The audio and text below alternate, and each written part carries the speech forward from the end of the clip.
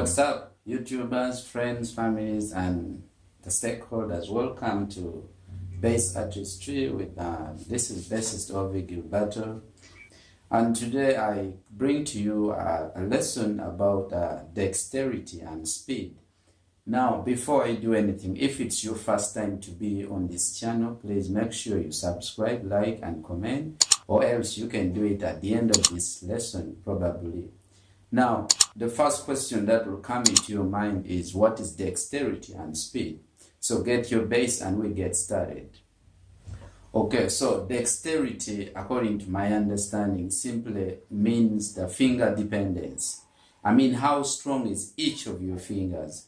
For example, the guitar players and the bass players, you all know it, that we use 4 fingers, most probably on the right hand, on the left hand, I mean. That the index, middle, and so on, you know, the ring finger and the pinky finger. And so you find that these 4 fingers have what we call dexterity. How strong is each of your fingers? Are your fingers strong equally? And so this is going to be dexterity and speed exercise lesson part 1. And then next week I'll bring for you dexterity and speed finger exercise lesson 2. So today, what am I going to look at? I'm going to be dealing with the most simple things that most people always undermine, and that is the major scale is where I'm going to do all my magic. I'm just going to play for you the major scale and show you how you have to develop speed using the major scale. And also, I will show you the different variations within the major scale, for example. So on your bass, always my illustration is in the key of C. Could be here, it could be here, it could be here, it could be here. But today, this position, the 3rd fret, is where I'm gonna stand. Sorry. Okay, so the major scale, all of us, we know it. When you look at this major scale, somebody could play it like.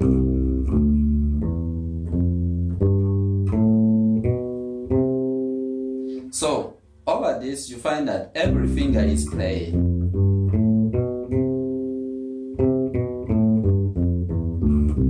So, what we need here is equal tone, and then equal tone, equal tempo. Let me talk about those two. Equal tone, equal tempo. So, this is. Something was not right with that. Listen to this. That's fair. One more time. So we should hear that legato, you know. Legato, very smooth movement over your scale playing. So this major scale, let's go about now the dexterity. After knowing that all your fingers can play it very well, that's now kind of dexterity. Now how about the speed? The speed now will be start developing something. Now let's say I come to the 8th fret where there's C. You hit C that, even here. So I play that note by note. Then next.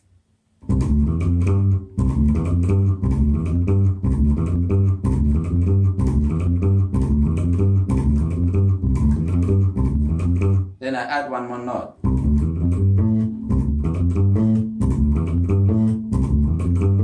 Another one.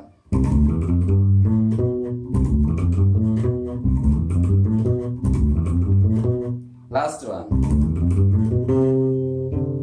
So I have it. I have that. Now let's play that and make it for fun. I mean, it's very simple. But when you understand my lesson is, how do you develop speed? I'm using just the major scale, you know.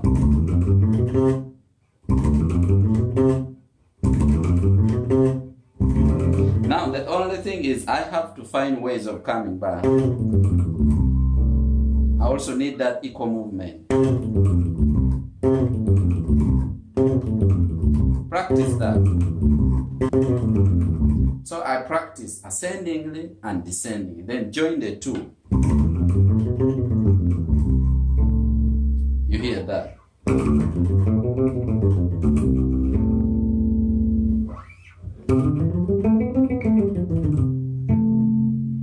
Just something like that. And then you find that this is how you can try it. Try note by note. And try to listen to yourself. Are you reaching there on point?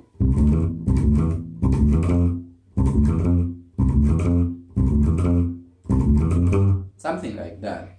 And so when you develop your own speed, you find that in this you're doing it the right way. You find the muscles are developing, you know. So the dexterity comes in that every finger of yours is getting equal tone in sound, you know. And so the speed comes in later on when you combine speed and dexterity. This time I'm going to play the major scale, and then I'm going to exclude like one note out of the major scale.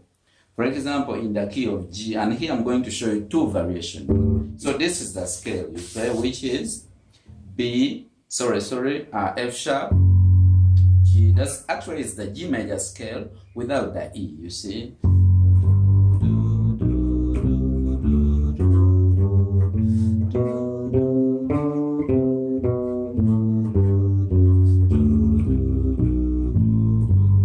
So you find that here, every string, on every string, you're playing 3 notes. That is, you see the pattern. Then it goes 3, then it goes, then it goes.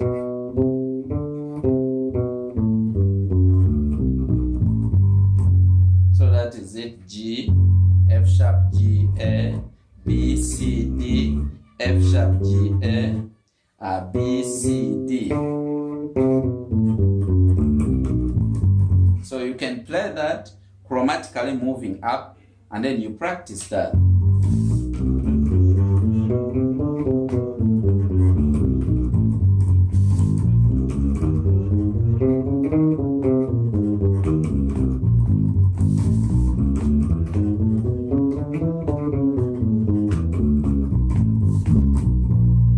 So you can move from G up to G, you know, then go back, you know, so that you can really make fun out of it. You're practicing speed now. Because now you found out that your fingers can all play, so you start speed, you know, develop speed, your own. Find your own way of developing speed. No one is going to teach you speed, I tell you this. Get it from me. Find your own way of developing speed and practice. If you don't practice speed, you never have it. These things are not for free. So this is.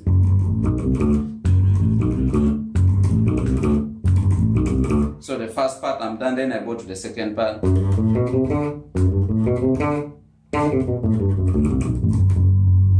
Sounds cool.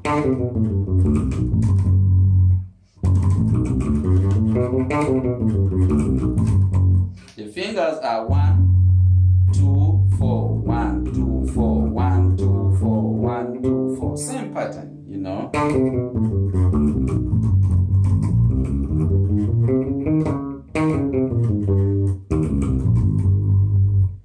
Though your speed will just develop slowly. This is something I'll not tell you that once you do this exercise, you're done. No. So that is variation number 2. What about another variation? I'm going to play now the D major scale.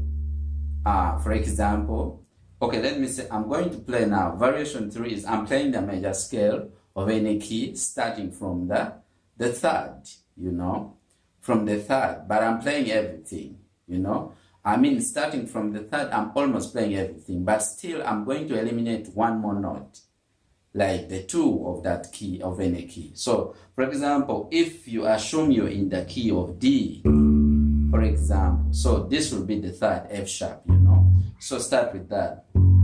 F sharp to G, to A, to, you know, B, then to C sharp, then D. Then start again from F sharp, G, then to A, then to B, then to C sharp, then to D.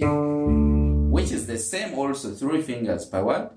Per string, but this time now I'm playing the key of D, but I start from its 3rd octave lower.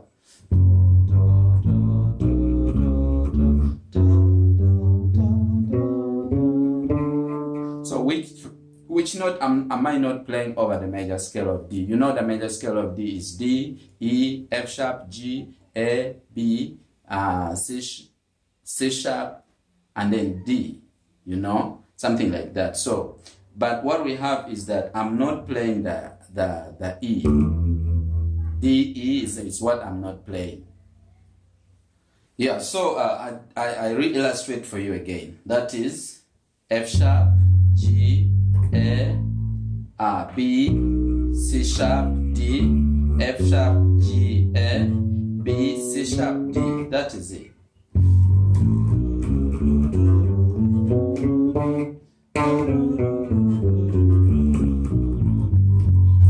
So when you play that, this time now I'm playing for D, but that scale is just the D major scale, but you know.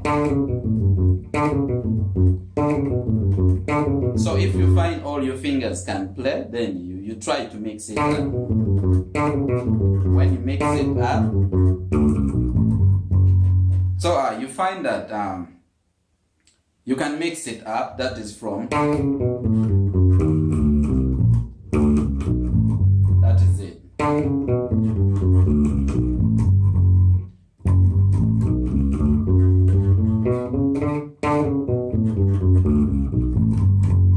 You see? So this, you start playing it in different keys, you know?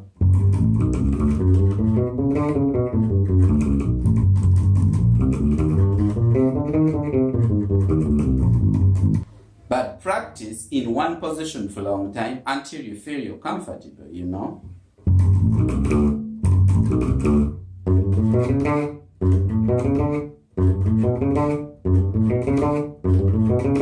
Remember, in this case, you also need to be careful in all the exercises you're doing. Be careful with your right hand as well, the fretting, the picking hand. Because you should be able to mute the strings no matter which style you use on the right hand. I'll not go into that, but you should be able to meet the what? Because I can play and you hear something like this. Here, it's ringing, you know? So that's why.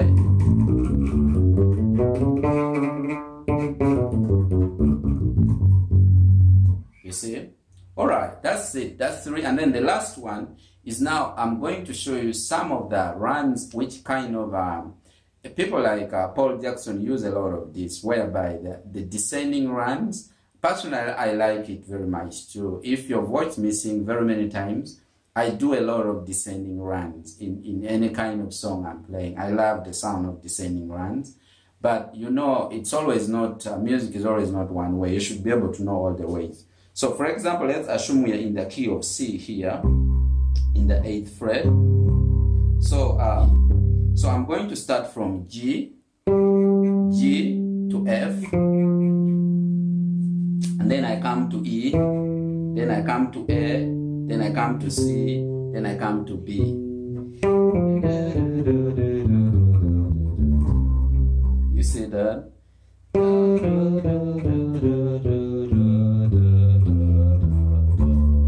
can see those notes. So this is actually the C major scale using this approach.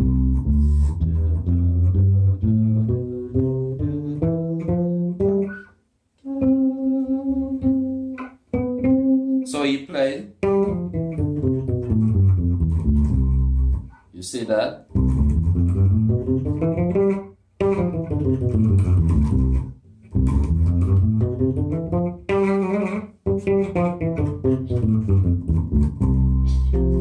So you see that?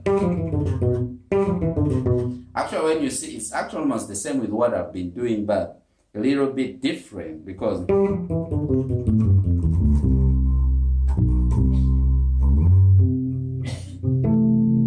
yeah.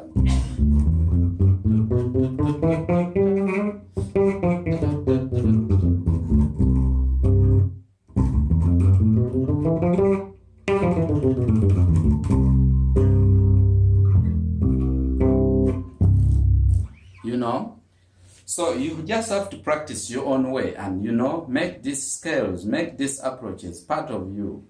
And before even I give you my lesson too, you know, just develop your own way of runs.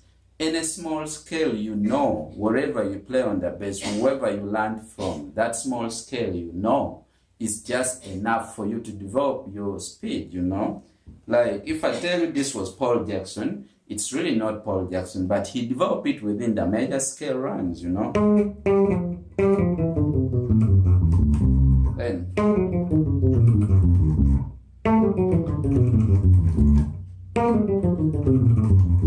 anywhere.